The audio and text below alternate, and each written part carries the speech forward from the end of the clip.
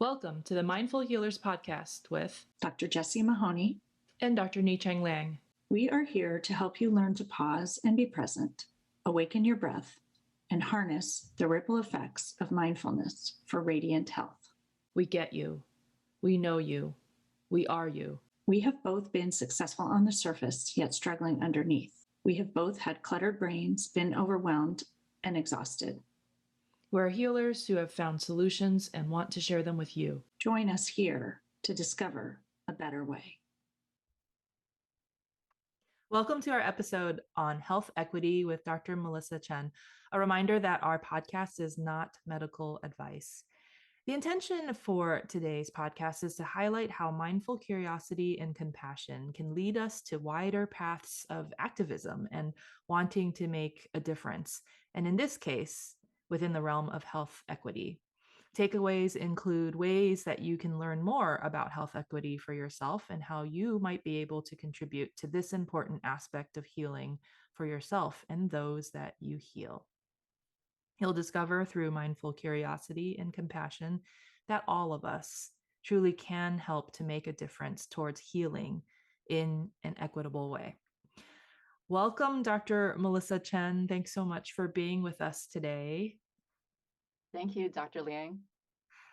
She is an associate professor in the Department of Medicine at Chicago Medical School at Rosalind Franklin University of Medicine and Science. And she is the director of the Interprofessional Community Clinic and the Health Equity Course Director. And I wanted to take a moment to share a little bit about how we met. So we both are cancer survivors, and through the amazing organization called Young Survival Coalition, specifically for young breast cancer survivors, we met. And also we are in multiple, too numerous to count, physician social media groups. And we also share a connection with San Diego. And so when I learned through, I think, one of your posts or one of our conversations that you were pursuing some additional training in health equity work, I asked you months and months ago to be on today's podcast. So I'm so glad that it's finally happening. Great to be here. Thank you so much for inviting me. I wanted to also start off with providing a framework in defining what health equity is. And so I wanted to bring up the healthy people definition as a pretty simple one. And you can definitely share any additional versions or preferences in the definition, Dr. Chen, as well. But health equity is the attainment of the highest level of health for all people. And again, that's defined as healthy people, as defined in the Healthy People Initiative. So I wanted to also share about why I'm even interviewing Dr. Chen about health equity. My own personal interest in health equity really was galvanized more so during the first 3 years of the COVID-19 pandemic, in seeing the epidemiological data and also in noticing while I was treating patients that ultimately neighborhoods with more diverse populations, and especially in San Diego, were having more cases of COVID, were having more hospitalizations, and ultimately sometimes poorer outcomes. And this was especially the case in the pre-Omicron variant era. And so that's when I delved more into it. And in that journey where I'm at now is that I'm actively highlighting it and collaborating within the American Thoracic Society to bring more health equity education and efforts into the spotlight. So, Dr. Chen, will you share with our listeners a little bit more about your journey regarding your interest in health equity now, especially as the course director for health equity in the medical school? Yes, thank you. It has really been such a journey. I have been in such a bubble, really. I'll start, let me start at the beginning. So growing up as part of an immigrant family in the Midwest, I was fairly isolated from any concept of diversity or even of community or of service even. We were just focused on two things, education and then just getting by, right? But privilege was also not new to me, though, I had admittedly no clue about it at the time. My parents, they both came over on education visas, and they provided me a life with relatively few aces. I was able to figure out how to thrive in the American system, get an Ivy League education, become a doctor, which I recognize now as great privileges. So fast forward to my mid-30s. My cousin was diagnosed with breast cancer in her 20s. So I started helping her through navigate the medical system. And I felt alone. And I thought, oh, it can't be cancer, because if it is, it's so big, I'm screwed. Mm. A clear example of why doctors shouldn't be their own doctors, right? So, fast forward a little bit, I went through double mastectomy, all the chemo, radiation. And up to this point, I'd always been the one that was the one delivering the care, right? But now I needed the help. I had a 5-year-old. I was nauseous all the time. I was in a place of real need for the first time. And this was the start of a shift in my personal mindset from what I now recognize as a rather ableist view of my value being wrapped up in my individual productivity, right? What does it mean to be valued for who you are rather than what you do? And what does that realization mean for how I approach my friends, my colleagues, my patients? And I realized over time with that health experience that even with all of my training, I had no idea about the actual experience of illness until I had one, Mm. right? Like intellectually, even like navigating different approaches to your diagnoses. I realized different people treat breast cancer so differently depending on what part of the country you're in, which is kind of crazy to me. I mean, you think breast cancer, super common diagnosis, right? The executive skills, right? Navigating insurance authorizations. I didn't understand the jargon of in-network, out-of-network, deductible. Why am I getting bills from both physicians and hospitals for the same thing? And how do you even do that when your English isn't your first language? Mm. But most of all, the emotional experience, right? The look, like the when you're the youngest in the oncologist's waiting room, right? Feeling the exhaustion, feeling the impact of the exhaustion, physical and mental, when you can't even walk to your mailbox, and feeling self-conscious about like your hair loss, your newly flat chest, until you realize that everyone is in their own bubble and probably not looking at you anyway. So before I got ill, I had been volunteering in a free clinic.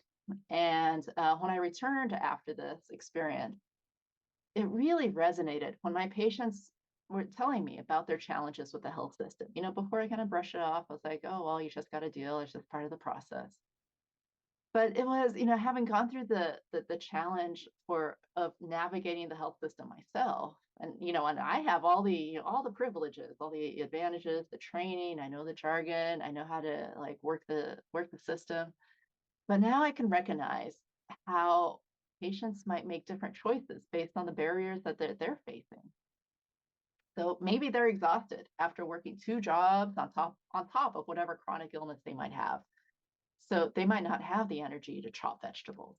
Maybe they don't make their appointment because they don't get time off work to go, and they're making the very real decision, okay, are my symptoms bad enough to not get paid today, or maybe lose my job over? My experience of my own illness helped me realize that my patients were making decisions with other lenses other than my own. So when I came to Rosalind Franklin, to the student-led free clinic there, I saw the students manifesting the same lenses that I used to have. The same lens that our society has normalized, to be frank. If they're late for their appointment, we shouldn't see them. That will teach them not to be late to the next appointment. Or if I even heard someone say, if they're getting pain from their job, why don't they just find a different job? Mm. So that's when I started reading and learning so I could figure out how to make the point, how to teach students not to repeat my same mistakes. My work is in educating the next generation to consider other lenses, to realize their own bubbles of identity and privilege that we all have. So they don't have to go through getting cancer decades before recognizing the real health experience for many of our patients. Well, first, thank you so much for sharing so vulnerably about your own personal journey, especially with cancer. A lot of it resonates with me because I was also pretty young when I was diagnosed as well. And then this concept of lenses that you bring up, so interesting because in medical school, particularly in quote unquote our generation, I don't remember being taught about different lenses from which Oh to no. view the healing arts that I was providing. Like it was like I was training my lens to be like the awesomest and the most perfect lens. Uh, Right. so thank you for bringing that up, that we do need to be open to looking at the world through different lenses, especially from those of our patients who don't have the same privileges, and therefore like the healthcare system looks very different to them than what it looks like to us, even as um, BIPOC healthcare professionals too. So thank you for bringing that up. Yeah, I think it is a fundamental difference in the way we train clinicians. Learning to, I teach this lens of critical consciousness about navigating the world through three different lenses. So there's the internal lens, right? And developing like or doing the internal work of journaling and reflecting. What are my biases and things like that? What is the interpersonal work? Um, or the interpersonal lens of thinking about interpersonal reactions and what are the stories that we tell ourselves that the other person might not be getting. And then the structural lens, right? And that definitely was not part of our education at all. Like learning about the structural forces that impact healthcare. Yeah, so important. And I wanted to touch a little bit and ask you more about what you recommend, because in a lot of the work of moving towards health equity, we can all start within.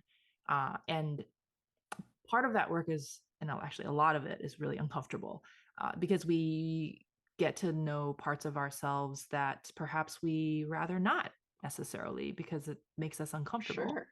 especially about our own biases. And as humans, we all have biases. So, how can we learn more about our biases? What do you recommend, Dr. Chen? Well, first of all, recognize that it is totally normal, right? It is uncomfortable. And if this, I was reading this amazing article or amazing podcast interview with Rushika Tushian. I'm sorry if I'm butchering your name, but she wrote this the most downloaded article on Harvard Business Review. Stop telling women that they have imposter syndrome.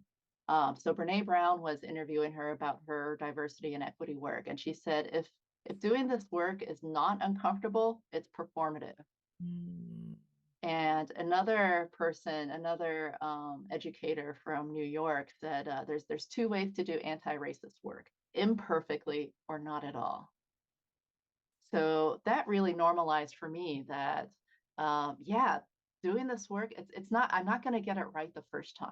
That's okay. That's not the point. The point is that we're doing the work. We're doing something. We're putting ourselves out there, right? Um, so what was your initial question? Oh, no worries. It was about biases and how we can learn more about our own biases. Oh, yes. Okay. So edit that out, please. No problem. So what can we do about our own biases? Well, there's the internal work, obviously, like recognizing or just being around people who are different from you, right? Because who we surround ourselves with is how we define what is normal, right? If we're never around anybody who doesn't look like us, we think, oh, it's normal to be surrounded by folks who look like this. And, I really felt that growing up in Nebraska, surrounded by people who were white. And I kind of thought, oh, white is dominant, is normal, and I am the outsider and I am not normal. Well, that is not normal. So get around people who don't look like you. We had a community member come in, and he was facilitating one of my courses, and one of the classes in my course, and he really called out the students. He said, if if everybody around you looks like you, maybe they're just supporting your racist jokes. Maybe they're just supporting your misogynistic tendencies. Like, get around people who don't look like you, who aren't like you. um, and normalize what you previously thought was quote other. And that really is the way to confront to recognize your own biases that you might have. I love that. And that's part of why structures really impact the development of these bubbles, right? Because of the structures of our economics and our laws, we've created these highly segregated places that we live in. You know, my neighborhood doesn't look like me. Um, there are concrete highways separating neighborhoods, so people are never have to be around people who don't look like them, or who might be of other abilities or economic classes, etc.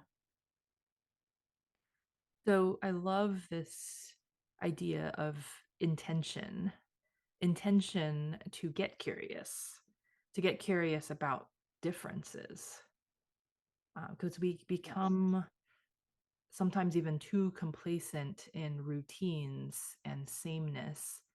And in this 21st century, we can, or algorithms online will curate what you're exposed to. So unless you make the mindful intention to seek out Yes. differences, then you might not be exposed to differences at all. So thank you for bringing that important aspect up. And that's something that we can all strive to do more of. Um, Also, I took an implicit bias test. I think Harvard has an implicit bias test that is freely available online. And that was where I got started in noticing, kind of in a more objective way, what my own implicit biases were. And so that was helpful for me personally as part of my own training in the practice of medicine course to become a course facilitator years ago. Yes, Harvard has a ton of implicit bias tests now for every skin color, I imagine. Um, one thing I'd like to add here is that Kimberly Manning is a physician in Atlanta who has done a ton of this work, and she tweets, or I don't know what it's called anymore, but when I used to be on Twitter, she would have these great narrative threads, just being vulnerable about her own personal biases and recognizing, um, it's not about that you like had the bias in the first place. That doesn't mean that you're instantly a bad person. It matters what you do next, right? Recognizing it, acknowledging it, and intentionally trying to be a better person for it.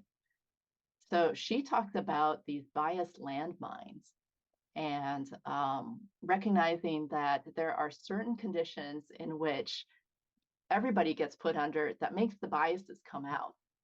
So, for example, like if you're hungry, right, you're more likely to have bias. If you're stressed, if you're tired, if you're multitasking. I mean, this is like every physician every day, right? We experience this all the time. And I tell this story to my students. I say, okay, so come with me to the evening clinic, and I am hungry. It's 8 o'clock. I haven't eaten.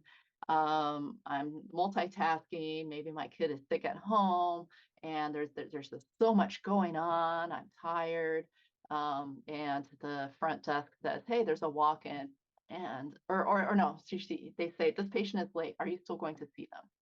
And I think to myself, oh, that name sounds like they're young. I look at their age. I'm making an adultist bias here. They could have made it on time. I look at their name. Oh, name. Maybe there's privilege in that name. I'm totally making like stereotypes, right? I'm more likely to make those like flip judgments when I'm having all of these bias landmines going on in my personal life. But if I can take that intention, if I recognize, hey, I have got a lot of landmines going on. Let me let me take a moment, clear my head, think about this. Let's just see what's going on. Let's just walk up there and see what's going on. And I find out, oh, this person was juggling a couple jobs and their car broke down and they can't call up somebody to say, hey, come and take me, or or give me the car payment, the $1,000 to fix my car so I can like get to my appointment on time. Or maybe they had childcare issues and had to bring their kid along and had to go pick them up. Or there's a bazillion things that could be going on that led to their being late to the appointment. Okay, let's just see them. So recognizing like when you're on these bias landmines is super important. And I think that practicing mindfulness, paying attention on purpose to the present moment without judgment, can help us recognize when we are navigating a bias landmine. Completely. And And so so I've been trying to also teach the students some meditation skills too. this is a beautiful segue into the next formal question of how has mindfulness and compassion played a role in your journey? So I used to, when I first started teaching at the school, I used to facilitate these small groups of covering some case studies. And I would use that small platform to introduce meditation to the students, not only as a way to center the students who are, they're always coming from a quiz, it seems, but also giving them a way of practicing a skill that might otherwise seem inaccessible to them, because it was inaccessible to me too. I had no intention of meditating. Like if you told me 10 years ago, you're going to become a meditator, I would have been like, no time for that. But for the way I got into it was that I took a course, the Osher Center Integrative. It's not really a fellowship, not like the fellowship you took in Arizona, but more of a once a month or a 1 year introduction to different aspects of integrative medicine. And on one of the days, it was meditation day, and David Victorson was the teacher. And I arrived that day. I was completely out of my head. I'd had this huge argument at work, and my dog was sick, and my kid was being a kid, and just all these things distracting me. So I was like, okay, I'm here anyway. Might as well do it. And I came out of the session the most centered and present and happy that I had been in ages. And it was amazing. It was this revelation. Like I don't have to go like water rafting or leave the country or anything to do this. Like there is something to this meditation. And because he helped me get over some of the barriers. I realized it's not about just acceptance. It's about acknowledgement. Right. And my monkey mind, that's actually part of it. Like if the river never meanders, it can never like practice getting back to the same course.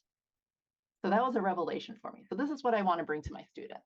And so what I would do is I would have them try on different styles of meditation every time to see what might fit. And I'd pair that with a little bit of science based on what they're doing.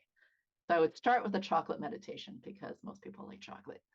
And then, I would do things like a loving kindness meditation, or I do visualization. And like, for example, if they're going in their renal unit, I would have them visualize a yellow light. Confusing. The pulmonary unit was beautiful, right? Breathing. I even did a pants meditation from Dan Harris's Meditation for Fidgety Skeptics.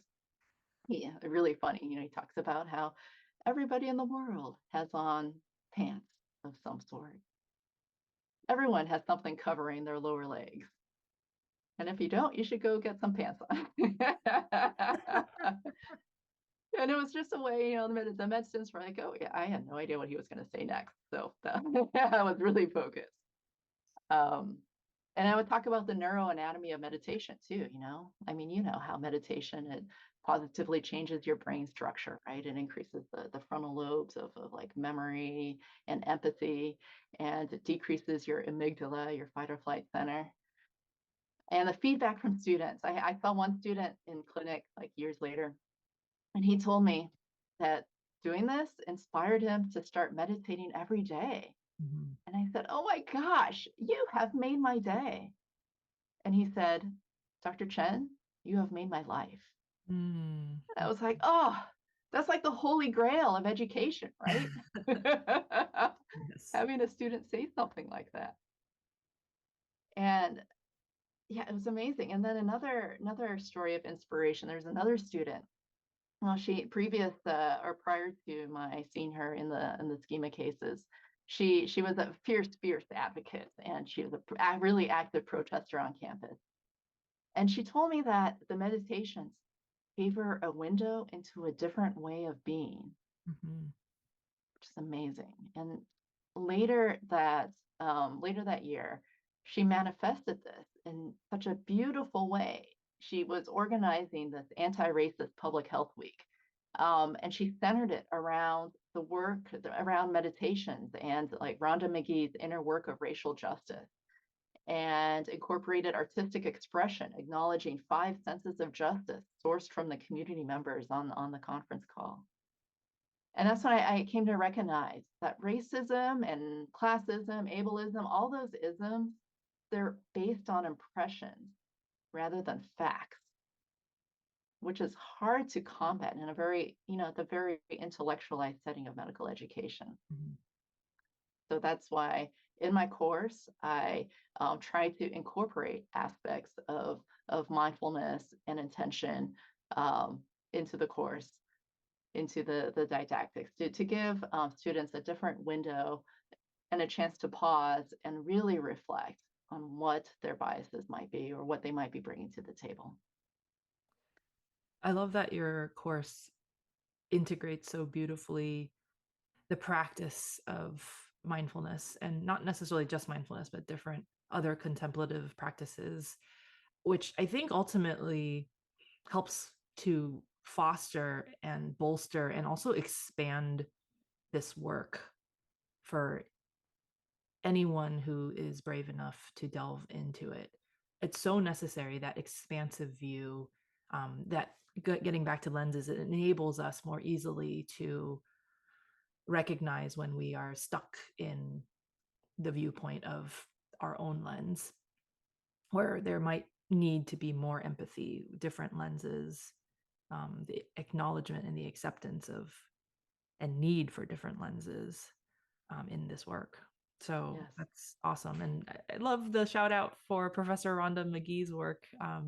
A little plug for Mindful Healthcare Collective. We had Professor McGee lead a book club on her book, The Inner Work of Racial Justice, last year, or maybe it was the year before. But it's available on our website. So you can check that out at mindfulhealthcarecollective.com as well. Highly recommend that book. definitely. And so I became piqued in your interest in health equity when you shared with me that you were getting additional training in it, that you yourself were taking a course. Can you share a little bit more about that process and what course it was that you were part of? Definitely. Because yes, much of this work has already been done by experts far more experienced than I have. So I've spent a lot of the last few years doing a lot of reading, a lot of listening to podcasts, going to conferences, um, organizations, and then lastly, this course. So some of the reading I've done, David Ansell's Death Gap was a huge eye opener. It kind of is the probably the flashpoint that began my journey. Mhm. They're reading authors like Isabel Wilkerson, Ibram Kendi, Kamara Jones's work. It's incredible. Listening to podcasts, a shout out to the Clinical Problem Solvers Anti-Racism series. They articulate it so much better than I possibly could. Going to some conferences, like there's the National Collaborative of Education to Address the Social Determinants of Health, big mouthful, NCEAS. They provide social determinants of health education resources on their website, as well as an annual conference, which is amazing. And then little bits of like the AAMC has been incredible in the last few years with speakers like Ibram Kendi, Heather McGee, Isabel Wilkerson, the SGIM, the AAMC GEA, the Group on Educational Affairs, has had some really great work. I joined this curriculum coalition, the National Anti-Racism in Medical Curriculum Coalition, and I took a short facilitator course to get, I won't say up to speed because I'm not really speedy, but to get an introduction or framework for facilitating these challenging conversations in medical education. They're an incredible group of people and are developing modules to help with faculty development, faculty and learner development in the health equity space. And then finally, I felt like I needed more tools for activism itself, for community organizing. So, and as I was thinking about it, into my inbox plops an invitation to a program out of Cambridge. It's a Cambridge Health Alliance that includes Harvard, et cetera. But they are doing this uh, incredible course, and I won't say it all looks the same because they have various aspects tailored to what your needs and what your time element is, or what the time allowance you're able to give. I saw they have like a 6-week thing, they have a few month thing. The one I'm doing is about a year, almost a year. It's a monthly gathering, and we learn the tools for community organizing in a really intentional way. And they are doing an amazing, amazing job. What surprised me was how much inner work that you start off with from day one, delving into my why, which was a really kind of a foreign concept for everybody in the course, right? Because we are all used to like taking care of others, right? And like do, like, we must do this, do that, but not really looking into what is our why. How did we get into this health equity space? Because that is how we ultimately connect with other people. And that's another part of the course. Like, people are the foundation, the relationships are the foundation of community organizing and true activism. And this was a total mind shift for me. Like, before, when I would like interact with, let's say I had a meeting with a nonprofit leader in the community, it would be more like a data dump, right? I'd be like, all right, this is what I know, blah, blah, blah, blah, this is what we got to do. But in this course, they taught us, all right, let's start with the people part, like just connect one-on-one, like find out what their why is.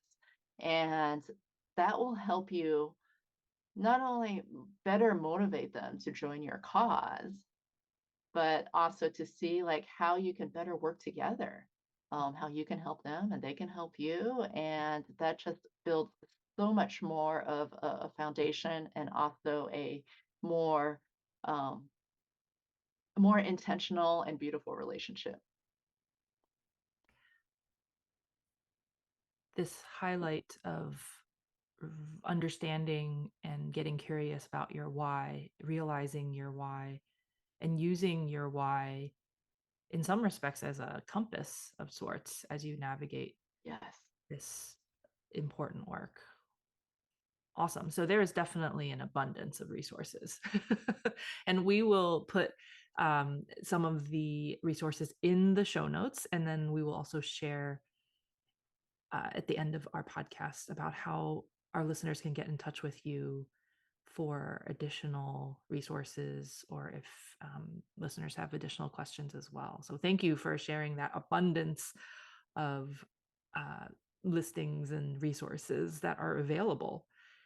And then I wanted to get back to our own day-to-day. As healers, we are busy, and health equity work needs to have its own set intention, and we have to make space and time for it. And at the same time, we need to somehow learn to integrate it into our day-to-day. I think that makes it more sustainable in doing this work. And so what are your tips for us as healers to incorporate health equity day to day when we're healing other people?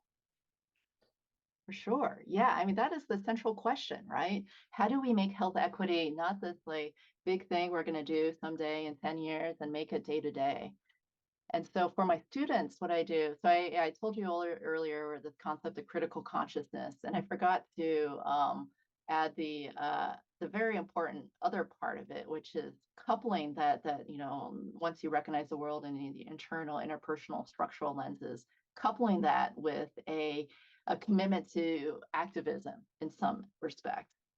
So what I do in my course is after every session, I have them craft a SMART goal, which is really challenging for everyone, really. How do you make a goal?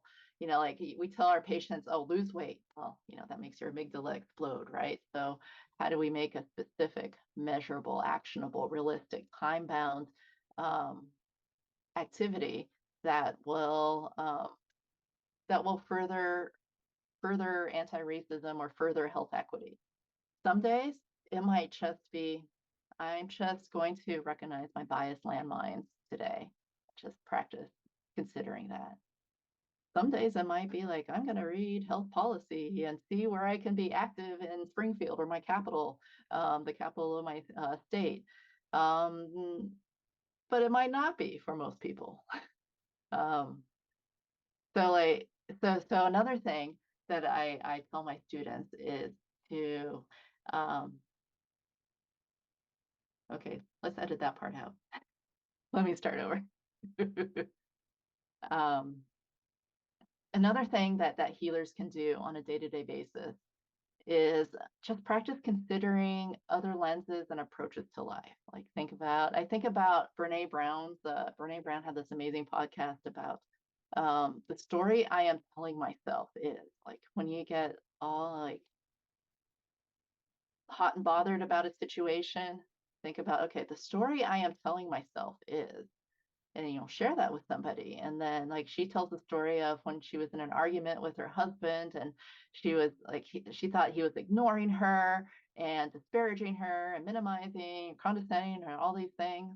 Oh, he was looking in the fridge, I think that was the story, and she was thinking all these things, like, oh my gosh, he's saying that I'm a bad wife and family member because I haven't stocked the fridge and haven't prepared dinner. And she was telling herself all these stories. So and she was like lashing out at him, and he's like, what is the issue?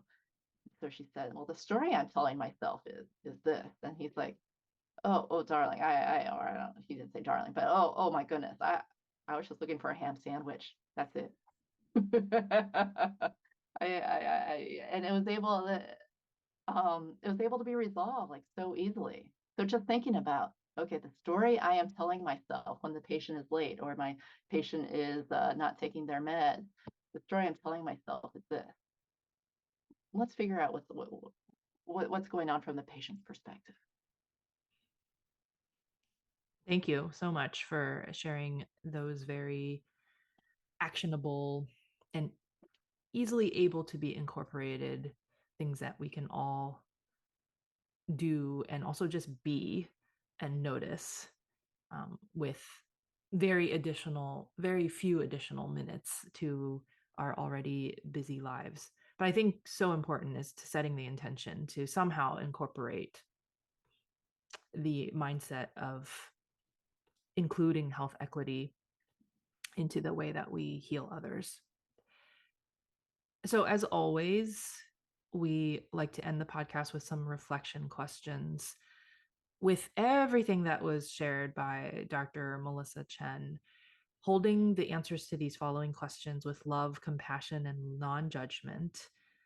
Dear listener, what's your relationship currently with health equity?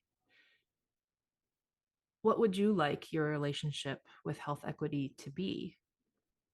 And as my dear friend and coach, Dr. Yvonne Ator, taught me, and also recalling back to what Dr. Chen just shared about some tips in including ways to incorporate health equity into our day-to-day practice, I'd like to ask you about Atika. So Atika is a tiny, imperfect, consistent action that you can commit to towards moving the needle for health equity. So thank you so much, Dr. Chen, for being with us today and for sharing all that you shared. And most importantly, for all the work that you're doing, especially in teaching the next generation of healers about incorporating health equity into their own healing of others. And so, how can our listeners get in touch with you if they'd like to learn more about the resources that you just shared, your health equity course, or if they would like to invite you to give a talk or lead a workshop? For sure. Yeah, I have a ton of resources if folks are interested. When I was doing a lot of the initial reading, I was like, wow, my head is swirling with all these resources and terms, and how am I going to keep it straight? And so I created along with some of my colleagues at CMS, I created a reference tool, a handy reference tool for patient-centered language. So you can remember, okay, why is it that it's houseless and not homeless? And what are the different terms? Um, to consider in all of these historically marginalized contexts. So I can share with you that resource. I have a list of, I have a website that for my faculty facilitators that has a list of scaffolded resources, scaffolded based on where you are in your anti-racism journey. Like if you're right at the beginning, here's some really basic ones. If you're a little bit further along, here's some additional ones to continue the journey. So I'm totally happy to share all of that with folks. And I've given talks on things like racism in the one line or race in the one liner, um, considering the hidden rules of socioeconomic class, structural violence. So you can email me at this is a little bit long of an email address, so we'll put it in the show notes. It's melissa2.chen@rosalindfranklin.edu. Thank you so much. And as always, dear listener, if you enjoy this podcast, please leave us stars and reviews to help others find us, especially this episode on such an important topic. And if you aren't already a member, please join us at the Mindful Healthcare Collective Facebook group and sign up for email notifications at mindfulhealthcarecollective.com. Please stay on after the sound of the singing bowl for our mindful moment offering that is going to be led by Dr. Chen. As always, if you want to declutter your mind, be more present, and start truly living your one wild and precious life, come find us at the mindfulhealerspodcast.com. Work with one of us. Work with both of us. Start or uplevel your mindfulness practice. Discover how mindful coaching can change your life. Or even better, do both as part of our Mindful Healers programs and retreats. You can find links to find out more about our programs and join our communities at themindfulhealerspodcast.com. Reach out and get started on your journey to a life better lived today. The content of this podcast is not meant to be medical or life advice. If you choose to participate in our mindful moments, please do so safely.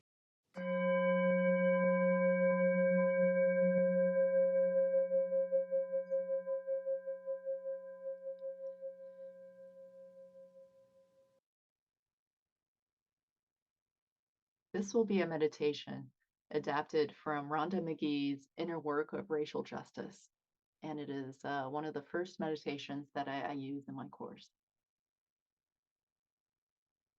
Take a few minutes to bring your attention to your body in this moment. Gently focus on your experience right here and right now. Get granular. Notice the subtle sensations of breathing in and out, including the points of contact between your body and the ground beneath you. Rest in the strength of these grounding sensations.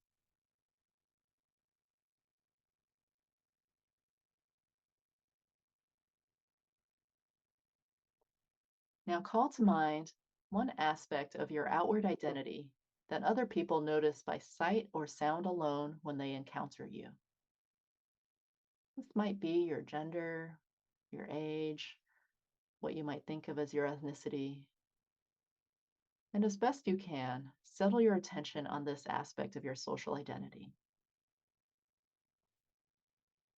Hone in on this aspect of who you appear to be, which a person might notice or surmise without having had a conversation with you.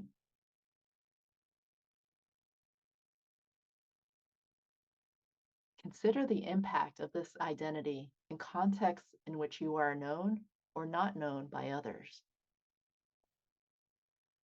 How this affects how you are received, what opportunities might be available to you, whether you're given the benefit of the doubt when those in power exercise discretion. Pause and notice what thoughts, emotions, or sensations are arising in you right now.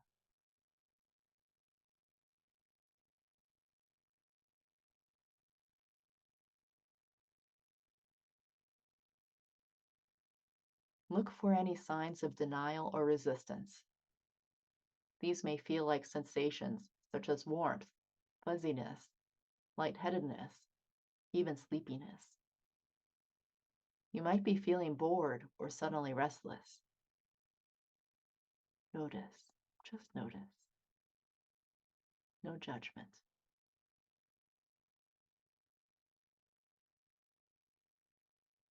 See if you can slow down your processing and notice the thoughts behind these sensations. And then practice letting these thoughts or judgments or stories, let them go. Imagine each as a cloud floating across a blue sky, and return to the sensations of the body and the breath.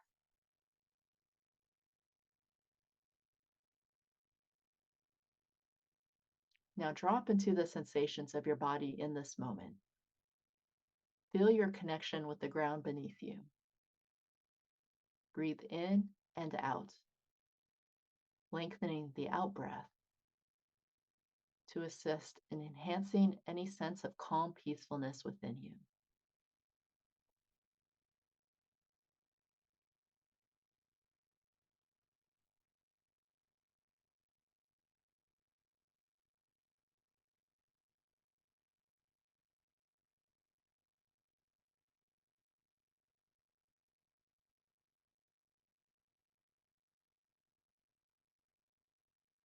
Go ahead and allow your breathing to return to an easy rhythm.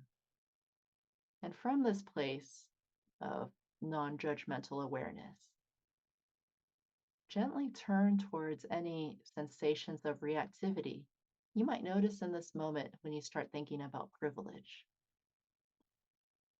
What does this feel like in your body? What were you taught to believe about bodies like yours?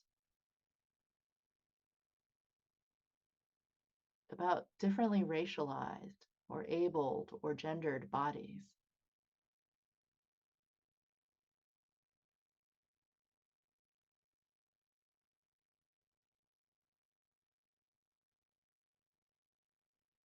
How might this aspect of your social identity have shaped your experience in the world? Have you spent more time in places where you are a significant minority or majority based on your race or gender? Are there ways that this identity has been a source of comfort or of discomfort to you? A source of advantage or disadvantage?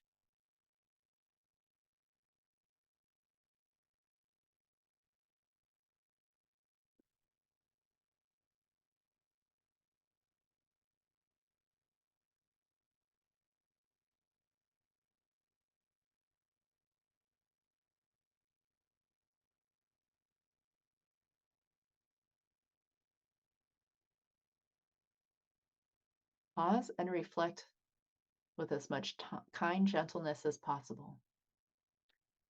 Just notice any sensations, emotions, thoughts, reactions arising within you, especially any tendency to move away from what you know.